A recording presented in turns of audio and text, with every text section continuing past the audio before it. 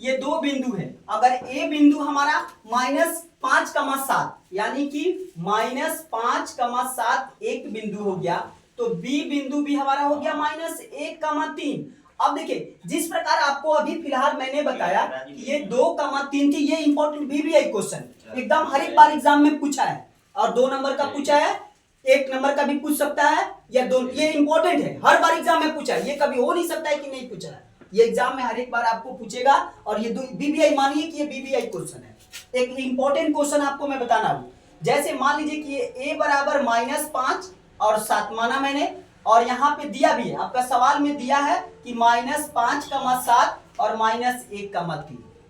अब इसमें क्या करेंगे कि x1 बराबर क्या होगा, तो x1 बराबर होता है -5 दिया है, तो -5, और x2 बराबर क्या होगा, x1 अगर ये -5 है a बिंदु में, तो x2 b बिंदु में देखेंगे, ये हो गया -1, ये हो गया हमारा -1। अब देखिए यहाँ पे y1, तो y1 की वैल्यू x1 में a बिंदु से लेंगे, ये हो गया 7,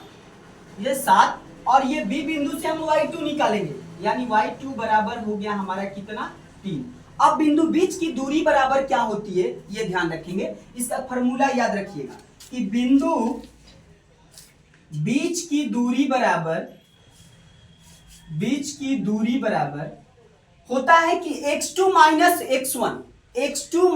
x1 के whole square, x2 minus x1 के होल स्क्वायर, अब प्लस में y2 माइनस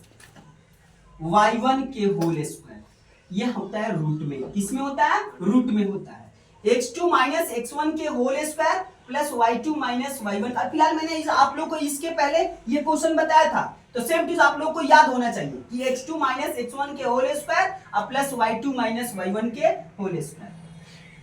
अब देखिए x2 के वैल्यू देखेंगे, x2 के वैल्यू दिया है -1, हमने रख दिया -1, माइनस x1 माइनस पहले से फॉर्मूला वाला, x1 की वैल्यू -5 यानी कि -5 रख दिया मैंने, प्लस y2 की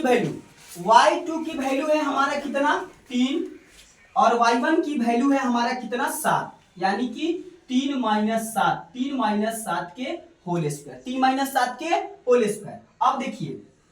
-1 और माइनस होता है +5। अब देखिए माइनस में हमने गुणा किया तो +5 लिखा, +3 में 7 गया तो बचा -4 के होल स्क्वायर, इसका भी मैंने कर दिया होल स्क्वायर। अब हम क्या करेंगे कि ये -1 और +5, तो +5 में से 1 गया तो 4 बचा, 4 के स्क्वायर, और ये 4 का स्क्वायर करेंगे तो 4 के 16, और इसका भी स्क्वायर करेंगे तो आ जाएगा 16 + 16, और दोनों को जोड़ेंगे तो आ जाएगा 32। यहाँ पे भी आंसर आ सकता है, अगर आपके ऑप्शन में दिया है तो यहाँ पे इकाई मात्रा के आंसर भी दे सकते हैं, कोई आपको आंसर काट नहीं सकता है, यानी कि 32 इकाई मात्रा। लेकिन 32 को अगर तोड़ना चाहेंगे हम, तो तोड़ने के लिए हम क्या कर सकते हैं कि 32 को वर्गमूल निकाल देंगे, तो 32 को 2 गुणे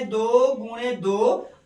फिर 2 दूनी के 4, 4 दूनी के 8, 8 दूनी के 16, 16 दूना के 32, यानी कि 1 2 3 4 5 है, लेकिन वर्गमूल कहता है कि 2 में से 1, वर्गमूल कहता है 2 में से 1 बाहर निकलेगा, तो ये पूर्णांक 2, ये पूर्णांक 2, 2 में से 2 बाहर निकल गया, तो 2 गुणे 2 बाहर निकला, और रूट में बचा हमारा क्या चीज, 2, तो 2 दूनी के 4, ये हो गया 4, और रूट में 2 इकाई मात्रक, ये आपका आंसर हुआ